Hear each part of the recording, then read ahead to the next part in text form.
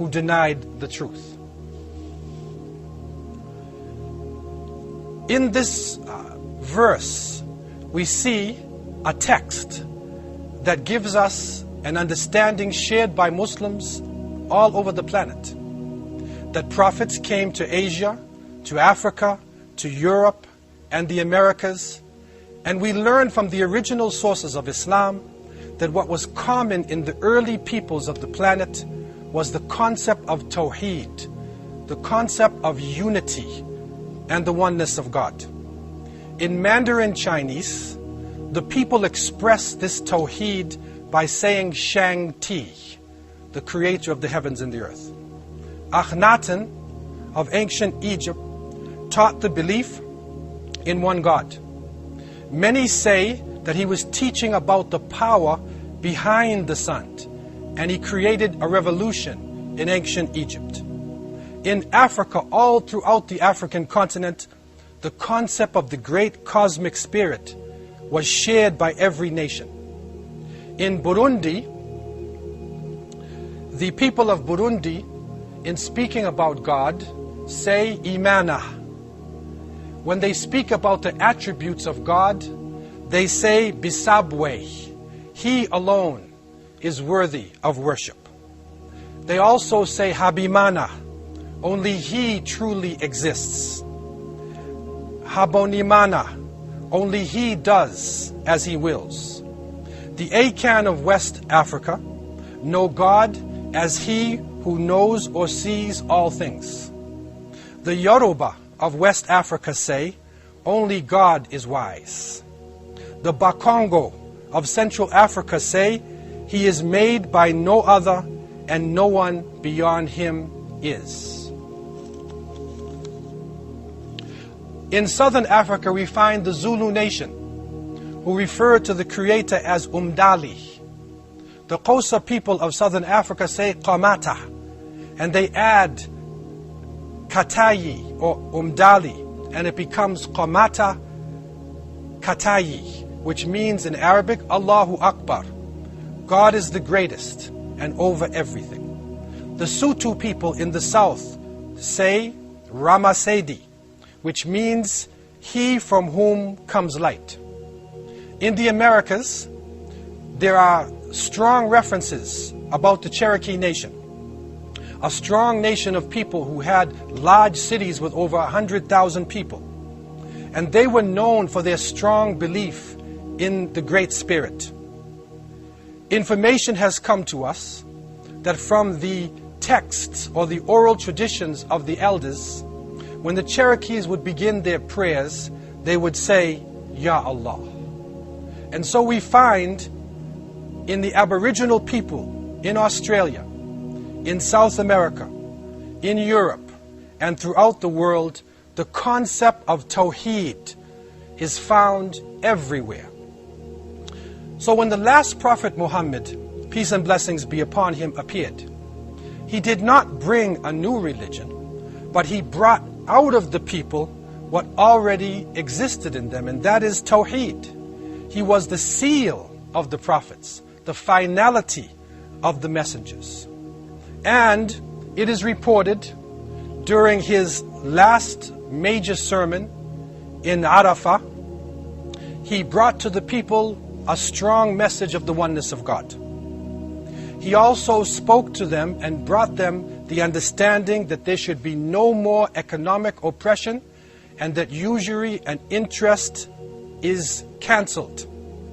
He confirmed the rights of women. He broke down the roots of racism. And he established the Quran and the Sunnah, his way and his tradition, as the keys to success. He sent his followers in all directions. And it is reported that most of the Sahaba, radiyallahu anhum ajma'in, died outside of Arabia. When we look at history, we find that no other religion, no other ideology, no conquering general, no people spread so rapidly and so far. Within 100 years, Islam had reached the Atlantic Ocean on the west and China and the Pacific in the east.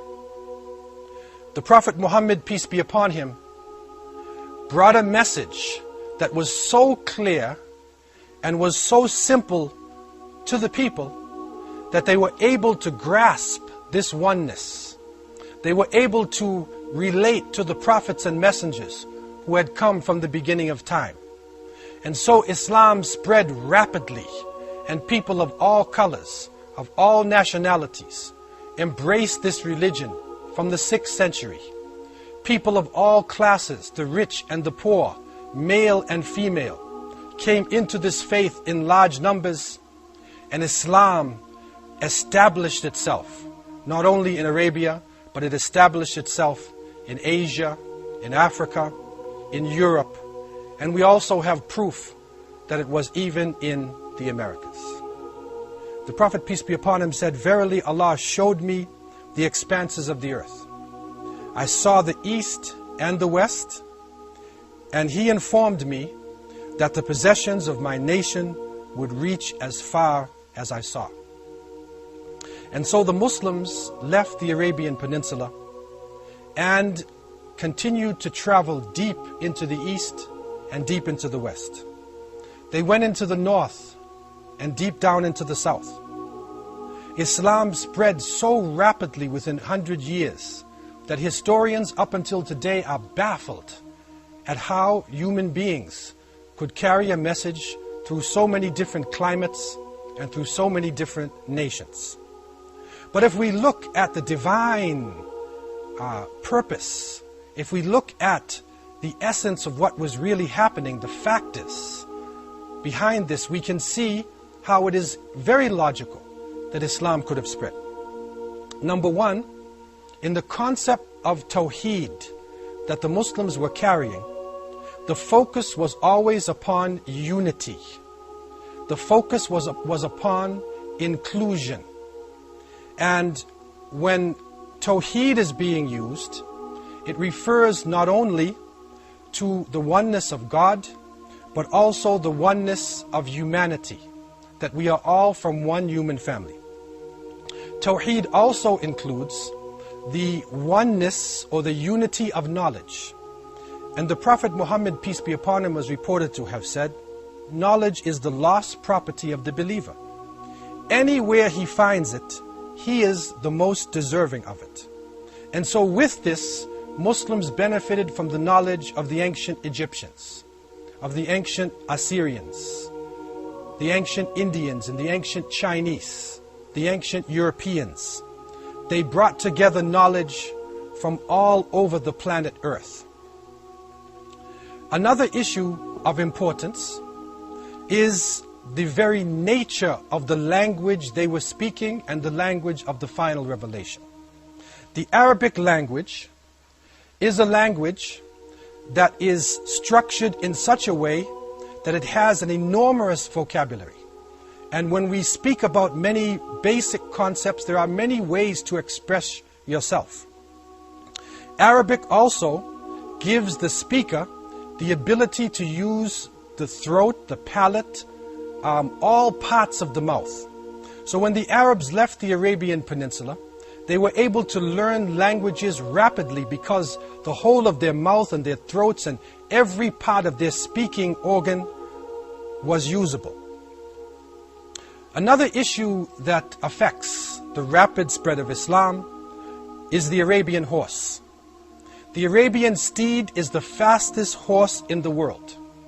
Not only was it a fast horse, but also it is a high-spirited horse. And it gave Muslims the ability to travel long distances in a short period of time. Another important animal was the camel. With the camel, Muslims were able to cross vast deserts and able to reach lands that were almost impossible to reach in the past. Along with this, the Arabs had mastered the seas.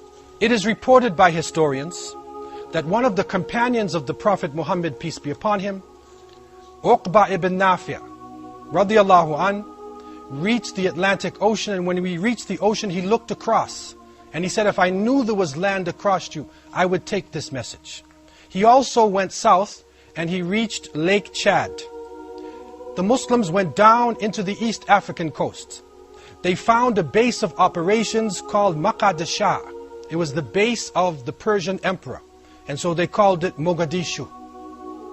They came into a set of islands where the moon was very bright, and so they called them Juzr al-Qamar, the islands of the moon, and now we know Juzr al-Qamar as Comoros Islands. Musa ibn Baig developed a colony on the East African coast, and so Musa ibn Baig becomes Mozambique. Yusuf Ali develops a colony, and Yusuf Ali becomes Sofala. The Arabs went into the Indian Ocean, and using the dhow, they were moving their boats with what they called habal. And habal today is the cable. They used the astrolabes. And when they came into the Indian Ocean, they found a season of rains, a mosim of great rain. So mosim becomes monsoons. They wrote books of information, travel guides, to help people in the seas, and they called it almanach. Today we call it almanacs. They continued on, and Arabic began to spread and influence people so much that by the year 1930, Walt Taylor recorded approximately 1,000 words in the English language of Arabic origin. This was in his book, Arabic Words in English. Muslims made a profound impact on the world for over 1,000 years between the 7th and the 17th century. One of the strangest reports is a book describing the earth, describing different continents. It was written in the year 820 AD. The author of this text was Muhammad ibn Musa al-Khwarizmi. He set up a series of maps. One of the maps contained the Indian Ocean, and another, surprisingly enough, contained the Pacific Ocean. The Arabic writing on the top reads as follows. It says, this map shows a large area of land surrounded by dark, stormy seas. You don't know its beginning from its end. Actually, Al-Khwarizmi was writing about Australia. And this is the oldest map of Australia in existence. It is now in the Strasbourg Library in Europe. And by the 10th century, another famous map maker, Abu Ishaq al-Farisi al-Istikhari, in the year 934, had drawn a map showing not only the details of the north coast of Australia, but he also showed details of Japan between Kobe and Tokyo. To add to this, even the ancient Aboriginal people of Australia recorded the journeys of early Arab merchants. And we find writings drawn by Aboriginal people in Australia that show two-masted Arab dhows in caves on the Stanley Island in Princess Charlotte Bay. This is in the northern Queensland in Australia. And so Muslims were able to travel to many parts of the planet. Information has even come to the surface that Muslims traveled across the Pacific Ocean. And they were able to reach islands, a set of islands, where there was a lot of wind. And so, according to the findings of a Harvard University professor, they called these islands Juzr al-Hawa. It was the island of a lot of wind. And so Juzr al-Hawa becomes Hawaii. they find pearls in one of the islands. And in Arabic, the word for pearl is lu'lu. In some pronunciations, lulu. And so on the map, it points and it says, Huna Lulu. Today we say, Honolulu. It is shocking to find in ancient maps so many Arabic words. Even in the United States, we find the word Mecca and Medina used over and over again. On one journey, we descended into the southern part of California, and we found a city called Mecca, California. And it had beautiful date palm trees, and it had some relics and some evidence of the presence of Muslims and Arabic-speaking people. But the people were gone, and the relics and the name remained. Similarly, we find along the coastlines in Central America, we find Arabic names. We find the presence of Muslims coming from West Africa. When we travel into Brazil, we find the presence of Muslims. We find words like Racif, meaning a coast or a sidewalk, being used in Brazil, and Arabic names. We find even in the Caribbean region a group of people who related to themselves as being Arabic-speaking people who came from the coast of West Africa. And so in many parts of the world, we find the presence of Muslims and Arabic-speaking people.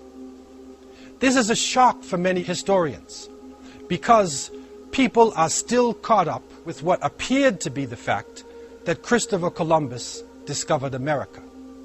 Our reality is something very different. Christopher Columbus bumped into America on his way to India.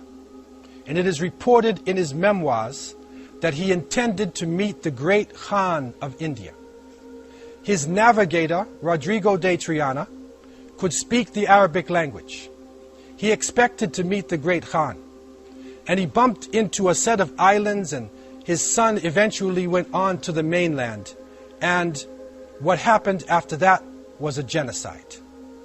We would like to look at history not only from the point of view of Europe, but from the point of view of all